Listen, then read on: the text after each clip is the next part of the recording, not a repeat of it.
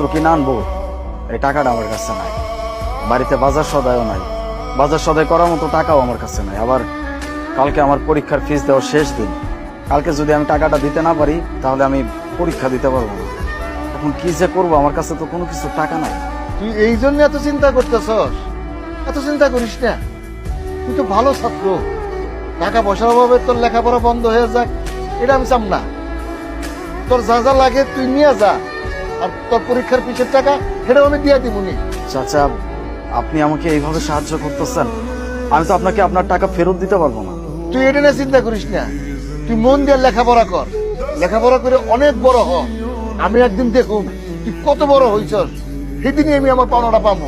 তুই লেখাপড়া কর, মানুষের মতো মানুষ হ। আমি সেই দিনটার অপেক্ষায় রাখলাম বাবা। চাচা, আপনি যে আমার কত বড় উপকার করলেন, কত বড় সাহায্য করলেন, এটা আমি আপনাকে বলে বুঝাইতে পারবো না। আমি